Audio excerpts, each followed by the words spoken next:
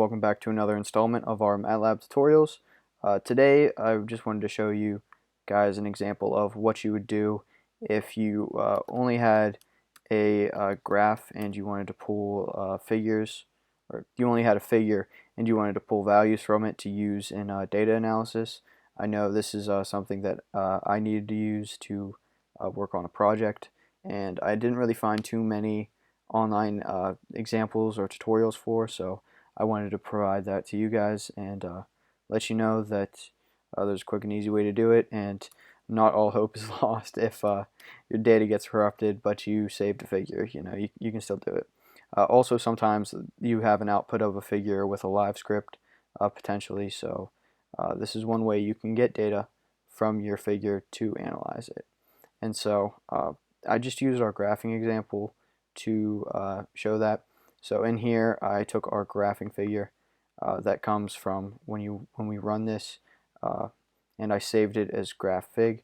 I'll show you it's the same thing when we run it, and this is what we get. So we see all those values again in our workspace. I can then go to my graph fig only, which is for pulling our data values from just our figure. So I've denoted an arbitrary h to open our figure, and this is our graph figure, which I saved as stated previously. You want to use the find object command, and you want to use these properties. Again, you can go if some of this stuff is you can go and see what all this stuff means. So yeah, usually h is the one that we go with, but so we this is the people.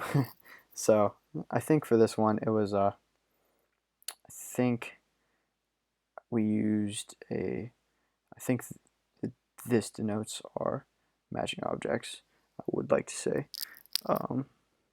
So this is some of the stuff. I'm not an expert on this, so I don't know exactly the best way to go about this. I just found that using type line and GCA was the best way to go about this one, but I would assume that it works the same way for yours if you just have a figure, because I'll show you can just use this h variable to then go and get x and y values.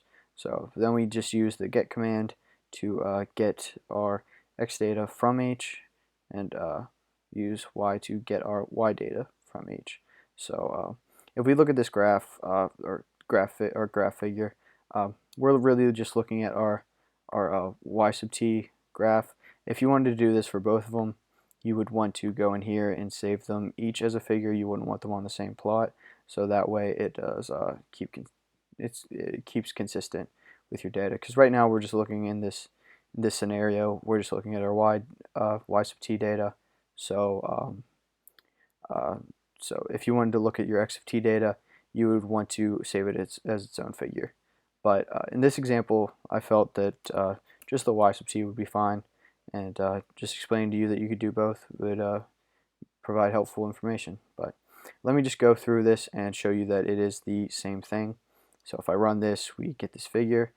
It opens it up, and we can see in our workspace we now have our uppercase y and an uppercase x.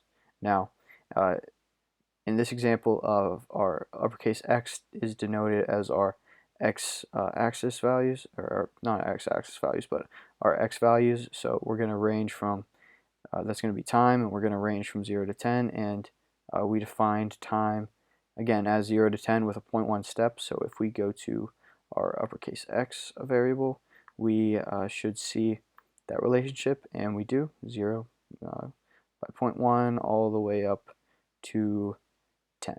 So there we go. And then if we look at our y value, it should be the same as our y. Let me transpose this to make it easier, and we go into this.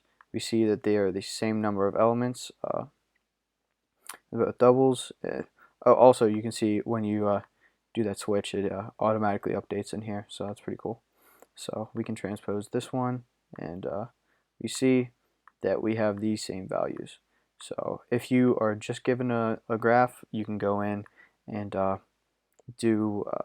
look at this and go from there, and then you have your x and y values just from a graph. So I felt that was pretty cool, and I just wanted to share that information with you, and hopefully that helps you in a project in the future, or can help you get ahead in the class, and maybe show your teachers that you know what you're talking about, hopefully.